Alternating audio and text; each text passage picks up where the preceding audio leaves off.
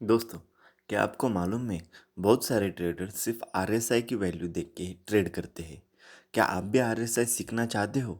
तो चलिए दोस्तों, इस वीडियो में देखते हैं आरएसआई के बारे में। स्वागत है आपका हमारे YouTube channel trading with SP में।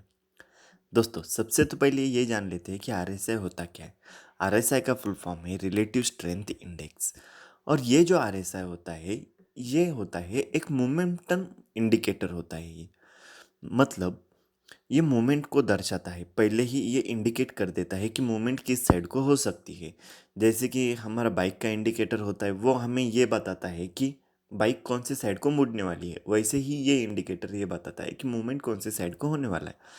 पर ये नहीं कि इंडिकेटर चालू है मतलब बाइक मुड़ेगी ही, ये फॉल्स इंडिकेटर भी हो सकता है। जी हाँ दोस्तों, 100% आरएसआई पे श्योर गारंटेड रहना ये भी एक गलत बात है। आरएसआई पहली बात सीख लेना और उसके साथ कुछ कॉम्बिनेशन में यूज़ करना कंफर्मेशन के लिए ये बेस्ट प्रैक्टिस मानी जाती है। तो दोस्तों, आरएसआई जो होता है वो होता है 14 डेज 14 कैंडल का एवरेज। मतलब हाई का एवरेज हो सकता है या फिर लो का एवरेज हो सकता है। तो दोस्तों, सबसे पहले आरएसआई के बारे में कुछ बेसिक टर्म्स जान लेते हैं। जैसे कि आरएसआई की जो रेंज होती है वो होती है 0 से लेके 100 तक। और इस रेंज में 0 से लेके 30 तक हम इस जोन को कहते हैं ओवरसोल्ड जोन। 30 से लेके 70 तक इस जोन को हम कहते हैं कंसोलिडेशन जोन। और 70 से लेके 100 तक इस जोन को हम कहते हैं ओवर ब्रॉड जोन। तो दोस्तों, अगर हम इस जोन पे अगर हम एक आरएसआई को ड्रॉ करते हैं कुछ इस तरह से, तो आपको कुछ कंसेप्ट जान लेना ज़रूरी है। जैसे इस पॉइंट पे हम कहेंगे ओवर क्रॉस अबव 70। इस पॉइंट पे हम कहेंगे क्रॉस बिलो 70। इस पॉइंट को हम कहेंगे क्रॉस बिलो 30। और इस पॉइंट को हम कहेंगे क्रॉस अबव 30। मतलब ये जो 30 है ये सिर्फ आरएसआई की वैल्यू है। दोस्तों, आरएसआई को यूज़ करते समय हमें दो लाइंस ड्रॉ कर लेनी है, एक 70 पे और दूसरी 30 पे। ये होगी हॉरिजॉन्टल लाइंस। तो इस हॉरिजॉन्टल लाइंस के कारण आपको ये पता चल सकता है कि आरएसआई की वैल्यू कब क्रॉस अबव 70 हो रही है, मतलब कब ओवर ब्रॉड जोन में जा रही है, कब ओवर सोल्ड जोन में जा रही है। तो इसलिए हम ये दो हॉरिजॉन्टल लाइंस निकाल लेते हैं। अब दोस्तों, आइडियली अब अगर आप आरएसआई यूज़ कर रहे हो तो आप बाइंग और सेलिंग कब करोगे? तो दोस्तों, जब कभी शेयर की प्राइस क्रॉस बिलो 70 हो जाएगी, मतलब आरएसआई की प्राइस जब कभी क्रॉस बिलो 70 हो जाएगी, मतलब आरएसआई की वैल्यू जब 70 से नीचे आने लगेगी, आरएसआई की वैल्यू, तो उस समय आपको सेल करना है। और आरएसआई की वैल्यू अगर 30 से अबव जा रही है, मतलब क्रॉस अबव 30 कर रही है, तो उस सिचुएशन में आपको बाय करना है। पर दोस्तों, आपको जैसे एक कंफर्मेशन की ज़रूरत होती है कोई भी चीज़ करने के लिए, जो एक कंफर्मेशन लगता है, आरएसआई में भी वो कंफर्मेशन आपको लेना ज़रूरी है। जैसे कि अगर मैं 30-70 दो लाइंस ड्रॉ कर लेता हूँ और उसमें अगर कोई आरएसआई ड्रॉ करता हूँ, तो दोस्तों, आरएसआई पे ट्रेड करने के लिए मुझे आरएसआई कंफर्मेशन की भी ज़रूरत है कि ये सिग्नल कोई फॉल्स तो नहीं। तो इसलिए ये जो दो पॉइंट्स है, ये देखना भी बहुत ज़रूरी है कि ये आरएसआई की जो वैल्यू है वो लो और हाई बना रही है। मतलब अगर कोई शेयर की भी प्राइस हो या आरएसआई की भी प्राइस हो, अगर वो लो और हाई बना रही है, तो इसका मतलब ये है कि शेयर डाउन ट्रेंड में चल रहा है या फिर आ सकता है, कोई एक डाउन मोमेंट शेयर में आ सकती है। तो इसका मतलब जैसे ही आरएसआई की वैल्यू क्रॉस बिलो 70 कर जाएंगे, हम उस स्टॉक में सेल कर देंगे। या फिर वाइस वर्सा, हमने 30-70 की लाइन बना ली और आरएसआई जो है वो क्रॉस अबव 30 हो रहा है। पर इस केस में ये जो पॉइंट है वो लो न्यू हायर लोज है।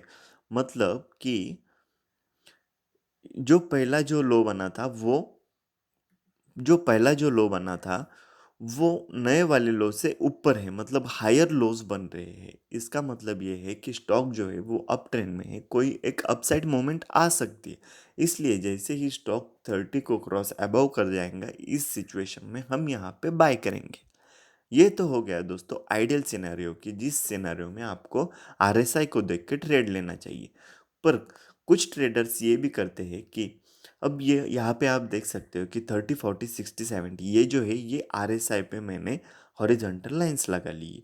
अगर मैं इस पे एक आरएसआई ड्रॉ करता हूँ तो कुछ ट्रेडर्स ऐसा भी करते हैं कि जैसे ही आरएसआई की वैल्यू क्रॉस बिलो 40 करती है, मतलब कि 40 से नीचे जैसे ही वैल्यू आ जाती है ये इस यहाँ पे इस पॉइंट पे, तो लोग इसमें ट्रेडर्स यहाँ पे सेल कर देते हैं क्योंकि उनको ऐसा लगता है कि 40 से नीचे अगर वैल्यू गई तो वो हमें एक डाउन ट्रेंड दे सकती है।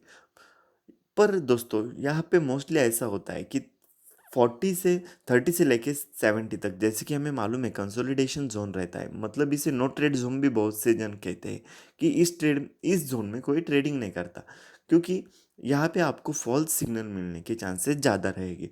तो मैं आपको ये कहूँगा कि जैसे हमने अभी कहा था पिछले एग्जाम्पल में, उसी तरह से आप ट्रेड लेना, इस मेथड को आप निगलेक्ट कर देना। मैंने ये जस्ट आपके लिए एक एजुकेशन पर्पस के लिए बताया है और आप इसे पेपर पेपर ट्रेड पे भी ट्राई कर सकते हो।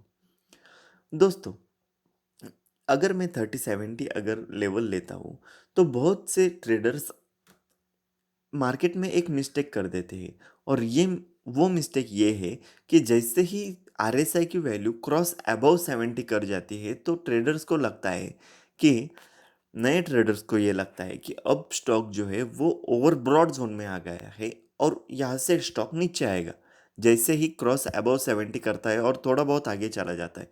पर दोस्तों आपको ये ध्यान में रखना है कि अगर स्टॉक 70 से ऊपर आ रहा है तो इसका मतलब ये नहीं कि वो तुरंत नीचे जाएगा, वो 70 के लाइन में भी रह सकता है। यहाँ पे आपको जो बहुत से जन गलती करते हैं कि यहाँ पे सेल कर देते, जैसे ही 70 से आगे निकल गया वो सेल कर देते। पर ये भी हो सकता है कि वो स्टॉक अबव 70 भी ट्रेड कर सकता है।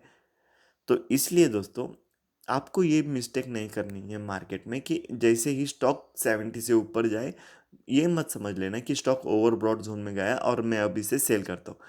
ये सेम एग्जांपल अप्लाई होता है नीचे की तरफ भी, मतलब अगर आरएसआई 30 से बिलो अगर चला गया तो ये मत समझ लेना कि अब शेयर ओवर ओवरसोल्ड जोन में चला गया है और यहाँ पे ट्रेड नहीं करेगा, वो तुरंत ऊपर चला जाएगा। ये मत समझ लेना क्योंकि 30 से बिलो भी वो शेयर बहुत देर के लिए ट्रेड कर सकता है दोस्तों। तो चलिए दोस्तों आज के लिए इतना ही। आशा करता हूँ कि आपको आरएसआई के बारे में मालूम हो गया होगा। चैनल को सब्सक्राइब कर देना और वीडियो को लाइक कर देना दोस्तों। Thank you.